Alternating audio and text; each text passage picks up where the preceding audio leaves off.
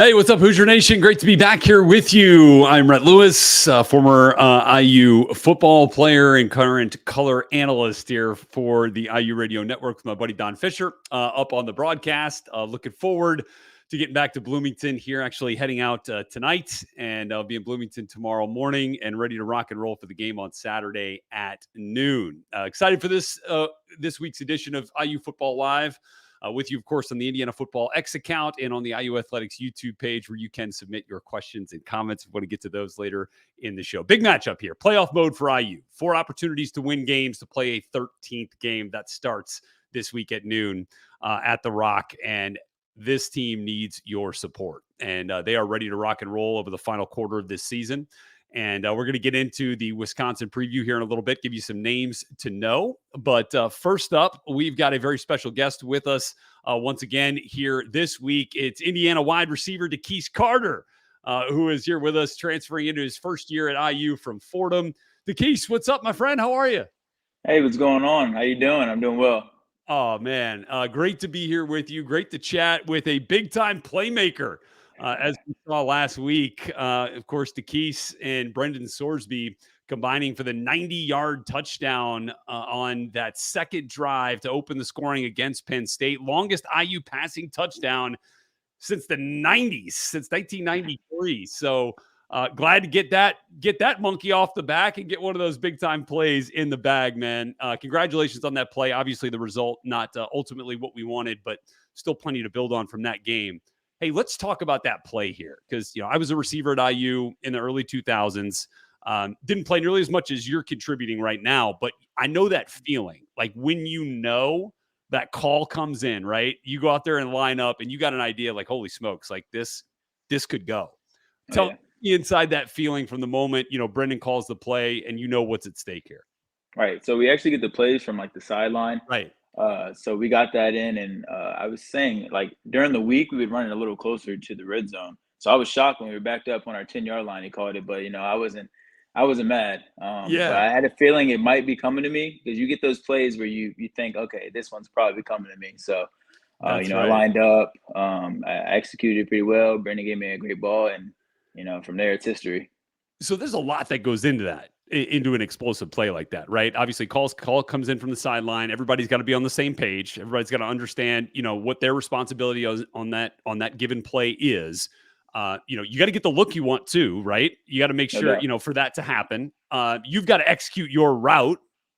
The offensive line has got to protect long enough for Brendan to make a throw like that. He steps up, by the way, makes a terrific throw in between a couple of defenders, right, which is really cool to see for a young player. It's got to be an on-the-money throw. You got to catch it. You got to stay in bounds. You got to you got to find your way 90 yards to the house, man. Like, think about all that stuff that lines up to make a play like that happen. It's why they don't happen that often. But just from your point of view, the execution, from play call, then, from Brendan to make that throw. And how the heck did you stay up and stay in bounds? Hey, that is credit to Coach Wellman, I guess, for all those balancing drills that he has to do in the weight room. But, shout out to the linemen. I don't think they get enough recognition, but for them to hold, because that play actually takes a while. It's kind of a stock and a go type of deal. So, shout out to them. Shout out to Brendan for stepping up the pocket and, like you said, being able to put it in between those defenders. And, I just got to execute my part. That part is the easy part. So. And I should mention Omar Cooper for giving that last little shove, right? To give you a little extra time and room to get those final few yards, right? I kind of got on him a little bit because if you go back and watch the film, he kind of shoved him a little bit forward towards me. A little bit, a little bit. And some of my friends were like, that was blocking the bag. And I was like, hey, no. the ref didn't call it, so I'm not complaining. That's right. And so, man, that was so much fun to watch that happen live. You're like, oh my God, up in the booth, and Don made a great call. And we really enjoyed, seeing that. And then obviously, later the game, Donovan McCauley, getting his own opportunity on a play like that. Now he was, let's just call it, the degree of difficulty on that one seemed maybe a little bit less. It did seem pretty wide open. No? Oh yeah. It was wide open. I think they sent a corner blitz and the safety forgot to get over top, and then, he did his deal. So that's it. Can't get caught from behind on a situation like that. We know Donnie Mac's got some speed to burn back there, and he showcased it getting into the end zone. So that was those two plays were a lot of fun. Like, are those plays, when you look back on them and now as you get through this week in practice, that are like, guys, we just did this against one of the best defenses in the country. Like, this is something we can do week in and week out if we execute the way we know we can. Oh, no doubt. There's a lot of positivity in the locker room, especially from a tough loss like that. Yeah, Looking forward, we got 4 games to potentially play a fifth game, and that's right. there's a lot of positivity in the locker room, and I'm excited to see what we have for these last 4 games. Yeah, me too, man. Me too. And this is look, obviously a Wisconsin team we'll get into here in just a little bit. But I do want to talk just about your journey here a little bit for folks Mm. that just aren't as familiar with how you came to us from a extremely productive career at Fordham. And then jumping up a little bit in the competition level here in the FBS and now in the Big Ten. It takes some time, I'd imagine, to just kind of get your feet underneath you, playing, in at this level. What has that journey kind of been like for you? Because it feels like you're really starting to kind of hit your stride with the way that you're contributing. Yeah, I agree with you. Coach Allen, he talks about always on the rise, and that's something Yeah, that I try to think about every day. Coming from a smaller school like Fordham, I knew I would have to step my game up a little bit, and then I was an outside receiver actually at Fordham. that's right. You know for yourself, like a lot of outside routes are a lot different than inside routes. So when I got here, they got 6'5" guys. I'm not a 6'5" guy, so I was like, there's a lot of potential in the slot, and I just took that and ran with it. I've been learning the slot position throughout the whole year. I'm still learning the slot position, just trying to be more familiar, more comfortable with it, and I think it's been showing up on game day. So It definitely has, for sure. What are some of the nuances that were kind of different for you when you're in there? You're like, you're on, sometimes you can be in there and you get a, outside linebacker walked out over top of you, right? Rather than, definitely. let's say a perimeter corner. So what are some of those differences that you've really noticed? Yeah, like you said, a lot of times it's more island play on the outside. You're really Yep. going to ever see a corner, maybe a safety or rollover, something like that. But when you're inside, you got linebackers, safeties, corners potentially. You got to look for zone. You got to read man, middle of the field open, close. Like there's a lot that goes on in the slide and that I wasn't even aware of until coming here. And so look, you were a guy who, caught 24 touchdowns in the 2 years before you came to Indiana. So like you were used to being, a one dude, who could always be relied upon. And the relied upon part is definitely still clear here at IU, but is it also been a little bit of an adjustment, trying to find your role in making an impact with this offense, knowing it gets maybe spread out a little bit more in terms of the receptions and the targets and that sort of thing? Oh yeah, no doubt. And you go back and you think about who was throwing the ball to me at Fordham. It was a guy when I first got there my freshman year. We stuck it out all 4 years and we got that connection. And I think credit to Sorsby, him and I being able to start connecting more. We've only had a small amount of time to back in the summer workouts and all those summer conditionings, throwing afterwards and things like that. It's starting to click a little more now, so I'm excited. Yeah, I mean it's been a lot of fun to watch, and obviously the quarterback rotation at times during the season I'm sure is a little bit difficult, on the wideouts, on tight ends, on running backs, trying to find your groove and your rhythm with each guy, and while Taven and Brendan both have their strengths, they can certainly have some differences, as well, and I think Definitely. with Brendan we definitely see that playmaker gene, that want that he has, before he became a full time quarterback to got to be a physical presence in the run game a little bit too. Do you kind of go up to him and be like, hey man, maybe try to avoid some contact Oh yeah. here and there. We want to have you around. You know what I mean? Oh yeah, no doubt. There was a hit in the Penn State game. I think I ran like a little spot route over the middle, and I was just sitting there waiting for me. He took off. It was covered, and he, Yeah. he took a big shot there. And I was looking underneath his helmet, like, "You all right underneath it there?" He popped Yeah. right up and turned his head to the sideline. So he's a tough guy, and when you have a quarterback like that that's willing to take those hits for the team, then it's a lot of respect for him. No question. The toughness, I think we saw it on display later in the game too, right? After he took a hit and he kind of went into the corner, the Penn State corner over on the left side. Penn State corner gets up holding his shoulder. Oh Brendan's yeah, obviously a little shaken after the play, but then I think it was the very next play comes in and hits Omar on that touchdown. touchdown, right? Yeah, and he took a shot there too. Yeah, He took a shot on that play, so he's a really tough guy, and he's a bigger guy too. So that's true. kind of a That's Josh true. Allen kind of build, maybe. No Yeah. comparison there. I like that. I like that. Yeah, And an inch or two shorter, but yeah, but definitely that same toughness and that want to be a playmaker for your offense, I think is certainly there. definitely. tell me a little bit more about your receiver room and, the contributions that you guys have had. Obviously, Cam wasn't able to go last week. So, again, we see more Omar Cooper. He steps up. And you and Donovan McCulley have been a big piece of the offense from the get-go. Cam Perry, when he's in there, can be a separator and a guy that brings the juice. What do you like about this position group in that room that you have with the wideouts?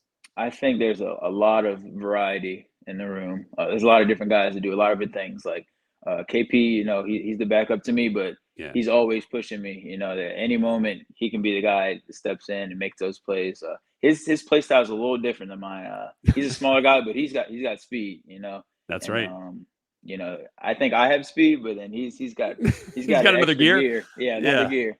He's a smaller guy though, so you got him and I on the inside, and the guys on the outside are great. Definitely contested catchers. I thought, coming from where I was a good contested catcher, but like I said, you got those 6'5" frames out there. You just toss it up to them, and they'll be able to come down with it for the majority of the time. And I think there's still, like you said, Omar. I didn't know how young he was until I got here. That's right. I think, he's only like maybe a sophomore or something like that. So he's got a lot of experience to grow on. He's been playing really well, and I don't even think we've seen what EJ can do. That's right. Just coming back last week. Yeah, exactly. He had a thumb issue. So he's coming back. He got a little burn last week, and I think we'll see a lot of him these last 4 games. I'm excited about that, certainly, because we didn't really see him since the Indiana State game when he got banged up. And so it's great to have him back in the lineup and available as just another target out there, another big-time playmaker for sure. With what he's capable of. And then just kind of looking at the run game portion of things, it certainly feels like that aspect of this offense has taken off here in the last couple of weeks, really, finding a little bit more rhythm, a little bit more efficiency. As a wideout, and look, I know I relish the opportunity to create, some extra space and do my job in the run game. I know you guys do too. I mean, I think I lost track of some of the pancakes that we were seeing out there with the guys on the perimeter. When you're getting those quick shots out to, whether it was J. Lou or whether it was you, on those quick throws and allowing those guys to kind of block for a while, right, to create some extra space to go make plays. Do you guys take that? Is that a point of pride, for you in that room to kind of be a force in the run game as well? Oh yeah, our Coach Tucker, he says, he doesn't really care about any of the touchdowns, the crazy catches. He keeps a highlight tape of guys, pancake blocks, things like that, being real gritty. That's the word we chose actually this week. It was grit. So on the outside, the perimeter guys, we take a lot of it takes a lot of trust out there, and yeah, definitely, and it's fun to watch too because. When you can spring a guy, I mean, it gives some extra juice, I think. When you spring a guy for a 10+ yard run, and those things start to wear on defenses, as as well. So speaking of defense, let's talk about Wisconsin here just a little bit before we let you get back out on your Thursday evening here, DQ. I got some playmakers in that secondary now. Ricardo Hallman, Big Ten leader in interceptions. Hunter Wohler is a dude who makes plays all over the place. They also kind of do some unique things in terms of the way they position players and the way they run out there. From whether it's 3-3-5, and they can give you some different looks. What does Wisconsin, do you think, in totality, kind of present from a challenge perspective defensively? Yeah, like you said, they have a lot of complex looks on the back end. A lot of two-ember. Their man is a little different than what we've seen. They kind of like to funnel everything to the middle and don't let you allow those hole shots on the side. So hopefully we can get going on the ground at first and then take some shots over top. They got a lot of 3 high kind of look. So it might be kind of difficult to get those shots going at first, but if we can get that safety to step down in the run fit, we'll be able to take some shots over top. And that's awesome. And love hearing that aggressive mentality, right? And because, it's time to let it rip. You know what I mean? Yeah. And so that last question that I have for you then is just a little bit about the mentality of this team now with 4 games to go, knowing what's at stake here, right? Knowing that the unforced errors can't happen, right? You got to take care of your own business. And then you got to go out there and let it rip. And to me, like that, this feels like, hey man, let's have some fun with this here. Final 4 to play a 5th. Like, is that kind of the mentality? Is there a vibe that way with this team and the way that you're approaching, this game obviously is the one that really, the only one that matters at this point. Like I said before, there's a lot of positivity in the locker room. Yeah. Guys are juiced up and like you said, kind of just got to let it rip. I think we've been holding back. Defense will have a good game and offense might struggle. Offense might have a game, defense might struggle. Special teams, you throw that in there. So I think it's real time for all three phases to come together and us to really have that game. And I think you might be seeing that on Saturday. Let's put that one together, huh? We got 57 minutes of it, pretty much for the most part, against Penn State. We'll get 60 minutes against Wisconsin. That'll turn into a dub. The Keys, man, it's been a lot of fun getting to know you here this year a little bit. Look forward to seeing you in Bloomington on Friday and then at the game on Saturday, man. Thanks again for being with us here on IU Football Live. Really appreciate it, bud. Thanks for having me. All right. DeKeys Carter, everybody, with us on this episode of Indiana Football Live. So, look, as we were talking about there with DQ, Wisconsin is a really good football team. They have a really good coach in Luke Fickell, and he's got a great staff. But things are a little bit different for them. Obviously, they started the year with Tanner Mordecai, a transfer quarterback from SMU, threw a ton, who threw for a ton of yards, a ton of production at SMU. And then comes up to Wisconsin as Luke Fickell decides to bring Phil Longo in as offensive coordinator, who's certainly known, for having some air raid principles to the way that he wants to operate, which is certainly a bit of a change from, what Wisconsin has traditionally been known for, which is more of a power, kind of ground attack. But make no mistake, through the first, 9 weeks of this season, Wisconsin did not abandon the run game. Braylon Allen is still one of the best running backs, in the country and certainly in this conference, but he gets banged up. So Mordecai gets banged up a couple of weeks ago. In comes Braden Locke, young player at quarterback that steps in and has done a nice job. And then Braylon Allen goes down late in the first half against Ohio State in a really hard-fought competitive game that Wisconsin had at Camp Randall last week against Ohio State. So now you're kind of wondering, all right, we got a backup quarterback. Maybe Braylon Allen is unable to go this week. Jackson Aker maybe comes in, a guy Indiana's seen in the past.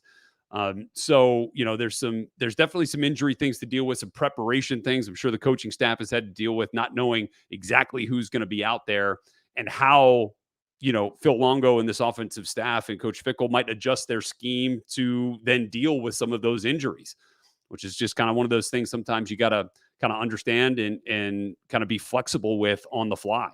So excited for that, to see that kind of chess match unfold because, certainly have every confidence in our defensive staff to adapt and thought it was a heck of a game called by Matt Guerrieri, defensive play caller, co-defensive coordinator, and safeties coach last week at Penn State. And just thought he had it rolling against the Nittany Lions and certainly put some hits on Drew Aller, forced him to throw his first interception of the season, which was huge. So just overall, lot to build on when those two units are out onto the field. And then, on the other side, as we were talking about with DQ, Ricardo Hallman has been a terrific story for Wisconsin. I think Coach Luke Fickell said he kind of, emerged him in the spring, just kept showing up, kept making plays. And lo and behold, that's what he's been doing, this entire season. Obviously had a big pick six a couple of weeks ago, has 5 interceptions on the year. Hunter Wohler is one of those, kind of chess piece players in the secondary that they can kind of use all over the place, makes a ton of plays, is big in the run game, and obviously, holds up in the pass game as well, and a ton of really good players in their front and with that linebacker core, big physical dudes.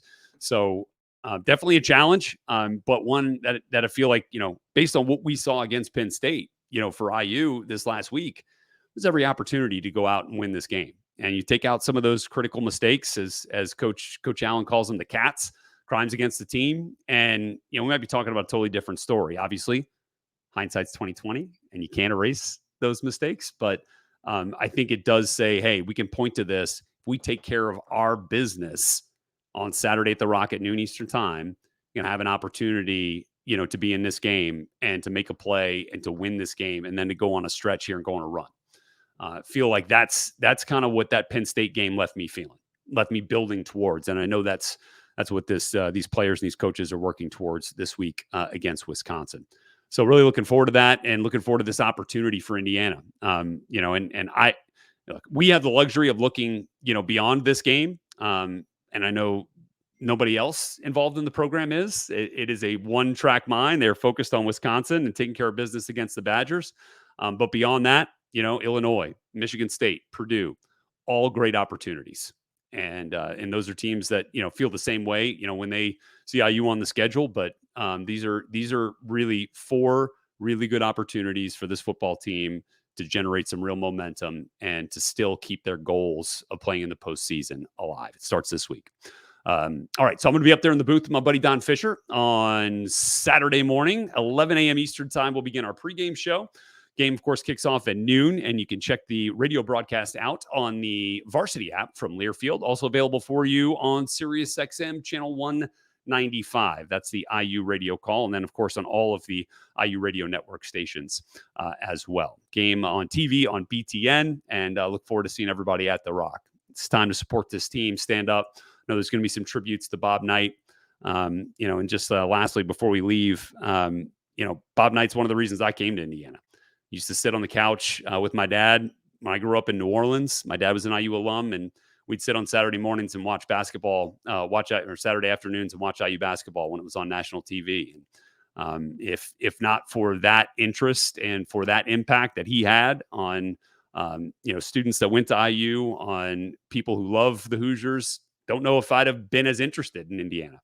And so certainly glad that wasn't the case, and that I got a chance to watch, the Hoosiers when he was leading them as head coach, and got a chance to then come to Indiana and realize what a great experience it was. So thoughts and condolences out to Coach Knight's family, to the IU basketball family, to Mike Woodson, and everybody. And I know there's going to be, some tributes at Memorial Stadium with the helmet decal with the guys on the field. And man, it's going to be a cool scene. Be a part of it. And if you can't, join us on the radio. We'd love to have you. So thanks for being with us here on another episode of Indiana Football Live. Reminder, we'll be back with you on Monday for another episode of Under the Hood with IU Football, presented by your Central Indiana Ford dealers, where we'll talk with a member of the IU coaching staff, hopefully about an IU win over Wisconsin. All right, everybody, thanks again for being with us, and we'll catch you next week. Let's go Hoosiers.